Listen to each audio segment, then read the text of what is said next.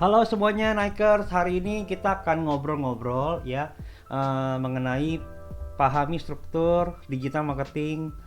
Tersesat itu mahal ya, jadi benar-benar mahal banget. Jadi ada ceritanya begini.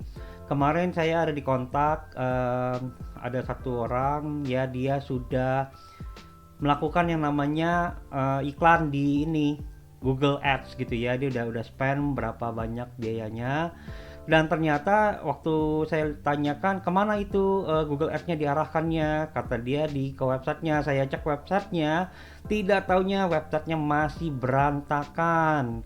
Setelah itu saya bilang, nah seharusnya kan bikin websitenya dirapin dulu, habis rapi baru nanti Google Ads-nya dijalanin, supaya nggak buang-buang waktu gitu kan, juga nggak buang-buang biaya gitu. Dan setelah sudah dilakukan, dia pikir itu sudah benar gitu, ternyata salah. Nah itu namanya tersesat. Jadi tersesat itu mahal waktu dan juga biaya ya. Jadi saya akan bahas ini struktur digital marketing supaya teman-teman bisa paham seperti apa sih gitu ya. Berikutnya adalah ini saya pernah jelaskan part of the journey, digital branding, digital marketing, dan digital asset management. Nah ini struktur-strukturnya apa aja, saya akan jelaskan langsung di slide berikutnya ya. Teman-teman siapkan dirimu karena setelah ini akan sangat-sangat teknis sekali. Oke, kita masuk sekarang. Saya coba pelan-pelan sepelan mungkin ya. Jadi kita masuk di dalam kategori yang pertama, yaitu struktur di bagian branding. Ini sangat-sangat penting sekali, fondasi, yaitu logonya kita ya. Ini brand identitas kita seperti apa, targeting kita kepada siapa, berarti logonya seperti itu. Dan ini banyak lah, ini banyak sekali yang bisa dijelaskan di sini. Namun teman-teman tahu dulu strukturnya seperti apa di video ini ya. Terus berikutnya adalah ditarik, kalau udah ada logonya ditarik lagi ke yang namanya desain-desainnya dia. Jadi secara dari logo, nanti di website, di sosial media, di email, semuanya gitu ya. Semuanya di video juga, semuanya ditarik ke sana gitu, dengan tone color yang sama, terus dengan warna-warna yang sama, supaya apa? Supaya kelihatannya profesional, karena profesional look itu bisa mendapatkan trust dengan cepat. Oke. Dan berikutnya juga fotografinya juga perlu yang profesional, yang bagus ya. Juga videografi juga perlu yang bagus gitu ya. Terus juga copywriters. Jadi misalkan brand identity ini mau menuju ke siapa nih? Kayak satu, kita punya klien, contohnya Second itu oli ya, oli mobil dan motor. Namun dia itu tagline-nya dibikin, kita berikan nama gitu ya, teman mencapai tujuan gitu. Jadi kayak itu tuh copywriters yang bikin supaya apa? Supaya bisa teringat terus, teman sampai tujuan Second gitu ya. Kalau mobilnya olinya nggak pernah di servis ya, nanti bisa mau tengah jalan nggak nyampe ke tujuan, tapi dia lebih bermain di emosi, teman mencapai tujuan. Jadi itu akan ada terus di campaign-nya, di brandnya tersebut. Itu salah satu contohnya aja. Berikutnya dari copywriters ini juga mereka mikirin apa ya yang saya mau bikin di visualnya ya. Visual ditambah ada tulisan-tulisan, jadi kombinasi yang sangat bagus sekali untuk bikin orang aware. Nomor satu, nomor dua adalah untuk orang convert ya, orang mau membeli gitu ya. Harus ada tulisannya, jadi cuma bukan hanya foto produk cuman diem aja begitu nggak ada tulisannya, orang juga bingung maksudnya apa yang mau dikomunikasikan. Nah seperti itu. Jadi ini juga creation di sini, visual content strategi ini dia yang bikin, yang menciptakan konten-konten untuk di digital marketing. Terus juga dia yang memanage gitu, yang mana cocok buat si YouTube, yang mana cocok untuk si TikTok, yang mana cocok buat Instagram dan Facebook, atau LinkedIn, atau Twitter, atau Pinterest. Nah kayak gitu, dia yang bikin semuanya. Terus juga dia pikirin juga konten-konten itu juga layak ya, layak untuk di reshare. Jadi kalau kita kirimin ke WA gitu, nanti ada orang lain yang kirimin ngeblast gitu ya, akhirnya video kita wah kemana-mana deh, jadi viral gitu ya. Nah itu juga dari visual content strategi, dan itu elemen yang pertama, fondasinya. Nah setelah itu kita masuk ke digital marketing. Digital marketing itu ya sebenarnya tuh actionsnya to do-nya gitu ya. Do-nya tuh apa aja sih digital marketing? Nomor satu, do-nya adalah dari yang tadi branding strategi itu sudah diciptakan dengan baik ya, dengan targeted gitu ya, dengan strategi-strategi yang sudah disiapkan, masukin tuh ke website, masukin ke landing page atau masukin ke marketplace gitu. Karena website itu punya tugas, yaitu dia itu menjelaskan profilnya kita ini sebenarnya mau jual apa sih. Nah ini harus ditentukan oleh kita sendiri atau CEO perusahaan, atau kita misalkan personal branding, kita tuh sebenarnya mau jual apa gitu loh. Jadi itu yang menjelaskan profilnya kita, pesannya harus benar-benar masuk ke orang dan dapat diterima gitu. Dan setelah itu bisa juga dari semua yang kita taruh di sana itu kelihatan gitu kan, orang bisa lihat nih, desainnya bagus, fotonya bagus, videonya bagus, fotonya bagus, wah jadi dapat trust ya. Udah gitu akhirnya mereka mau klik, masukin data, atau mereka mau beli e-course, atau mereka mau beli produk Anda, atau mereka mau panggil Anda untuk jasa konsultasi misalkan seperti itu, kalau misalkan Anda jualan jasa. Nah setelah ini ya, saya coba keluarin pen saya ini.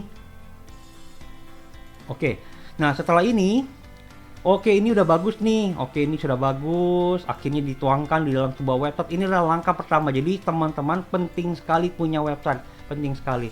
Setelah ini, wah websitenya bagus nih, desain grafiknya bagus, fotonya bagus, wah message-nya bagus, wah semuanya bagus deh.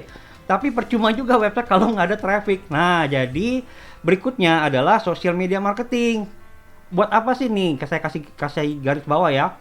Drive traffic. Social media marketing itu tugasnya adalah untuk membawa traffic ke website gitu, atau ke landing page, atau ke marketplace. Nah ini yang organik, ini free.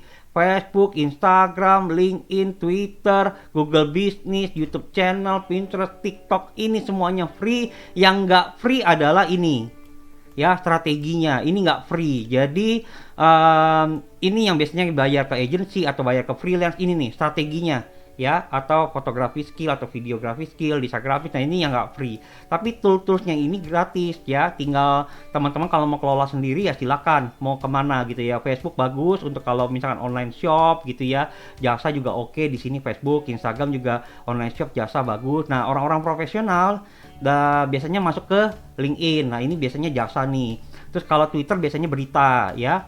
Google Business nih bagus kalau ada online, ada store ya. Jadi dia punya tokonya secara fisik. Nah kalau ada ini bagus dimainin ya. Terus juga YouTube channel, bisa jasa juga, bisa juga online shop.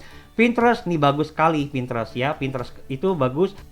Oke, sekarang saya mau jelasin bedanya apa sih Facebook, Instagram, dan Google ya. Bedanya apa gitu. Nah, kalau kita misalkan datang ke Google, kita masukin kata kunci cari, biasanya yang ada di Facebook yang kita posting udah setahun, atau Instagram sudah posting setahun, itu tidak muncul di Google ya, tidak muncul di Google teman-teman. Jadi Facebook sama Instagram punya search engine sendiri. Jadi kita harus bermain di sini, kita juga harus main di Google seperti itu. Namun yang kerennya itu adalah kalau kita mau muncul di Google ya, kita bisa main Twitter, yes, kita bisa main LinkedIn, yes gitu ya.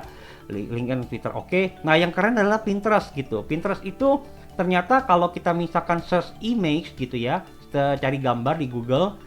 Nah image-image itu kebanyakan sumbernya ada di mana? Di Pinterest. Jadi kalau teman-teman mainin Pinterest bagus nih. Kalau untuk jasa-jasa fotografi, jasa video, kalau udah Pinterest bisnis ya bisa masukin video. Kalau teman-teman art interior ya, arsitek, nah bisa main di Pinterest nih, karena orang nge-Google bisa ketemu kalian. Apalagi kalau orang kan biasanya nyarinya image ya, nyarinya gambar, ketemu kalian, jadi dia ketemu, akhirnya dia bisa datang ya. Ini semua balik lagi, ini mau adalah datengin ke website gitu, supaya trafficnya besar. Traffic ini penting. Setelah itu kalau ada budget lebih ya, teman-teman boleh masuk advertising gitu. Advertising berarti pakai Facebook sama Instagram ads, atau ada TikTok ads ya, ada Twitter ads, LinkedIn ads, terserah Anda. Jadi mau main di mana kalau ada budget ya. Google ads, YouTube ads juga boleh, SEO, SEM juga boleh gitu. Nah, berikutnya setelah udah dapet data nih, kan ini juga datengin ke sini website ya. Setelah itu orang masukin yang namanya data mereka itu masukin yang namanya email atau WA-nya mereka. Nah itu namanya, ini banyak yang masih belum paham loh, itu namanya lead ya, itu namanya lead teman-teman. Oke. Nah, lead ini belum jadi customer karena mereka hanya masukin saja datanya mereka dan mereka perlu yang dikatakan nurture ya, di nurture sehingga setelah kita nurture mereka, kita ngobrol-ngobrol sama mereka, mungkin ada berapa kali pertemuan atau berapa kali ngobrol, akhirnya mereka berubah menjadi customer, convert itu namanya, berubah jadi customer adalah convert jadi customer. Nah, kita lakukan relationship marketing itu supaya mereka convert jadi customer melalui apa? Email marketing, melalui apa? WhatsApp atau Telegram atau Line, atau kalau punya mobile app melalui mobile notification. Oke, jadi inilah yang dilakukan day to day-nya di digital marketing. Berikutnya adalah yang banyak juga meninggalkan ini dan tidak lakukan ini adalah mengukur hasilnya. Ini digital branding key performance-nya nggak diukur atau mungkin tidak tahu ya. Jadi dengan video ini jadi tahu digital key performance indikatornya ini perlu tahu. Terus sudah gitu ada namanya digital branding asset management ya. Jadi Instagram, Facebook gitu ya, itu ada reach-nya ya, kalau di Google namanya view gitu ya. Terus ada impression-nya berapa kali tayang. Ini saya jelaskan di tempat di video yang lain. Terus ada berapa klik ke website, ada berapa yang masukin nama dan email mereka, itu namanya lead gitu. Nah, ini yang diukur setiap bulan atau setiap minggu, setiap 3 bulan diukur reach-nya naik gak gitu, naikin terus ininya, jadi dia menjadi sebuah digital branding asset. Contohnya 1 tahun saya punya Instagram sudah dilihat oleh 1 juta orang. Nah, itu namanya digital branding asset. Kenapa? Karena di dalam sosial media itu kalau kita bermain dengan iklan, kita tuh bisa retargeting. Jadi orang-orang yang datang 365 hari itu audience namanya ya. Kayak orang datang ke toko nih, dia lihat aja gitu, terus dia keluar dari toko. Nah, itu nggak bisa ke capture. Tapi kalau orang datang ke Instagram, kalau orang datang ke Facebook, bisa di capture dan kita bisa tembak dia lagi, orang-orang itu, dengan iklannya kita nih, iklan kita ya, retargeting ya. Terus kita bisa juga cari seperti yang mirip-mirip dia gitu atau teman-temannya gitu ya. Setelah itu kalau orang sudah pernah komen, pernah DM, pernah nge-likes atau pernah juga save gitu ya, itu namanya orang engage ya. Itu juga bisa kita retargeting lagi. Kita bisa juga yang cari yang mirip-mirip dia juga bisa. Orang yang pernah masukin email atau WA gitu ya, kalau dia daftar Facebook dan Instagram dia pakai nomor itu atau email itu, nah itu kan kena tuh, bisa kena iklan dari kita, retargeting, dan kita bisa juga cari teman-temannya lagi, kan kerennya begitu. Terus kalau dia sudah belanja juga bisa, ini namanya belanja sekali ya. Kalau saya nih bikin kategori ini belanja sekali, dia sekali pernah belanja, kita juga targetin dia dan kita targetin teman-temannya yang atau mirip dengan dia. Terus yang ini repeat customer adalah belanja 2 atau lebih dari 2 kali ya. Kita targetin lagi, bikin lagi iklan berbeda kepada mereka dan kepada teman-temannya. Seru banget ya. Yang terakhir adalah Facebook Pixel.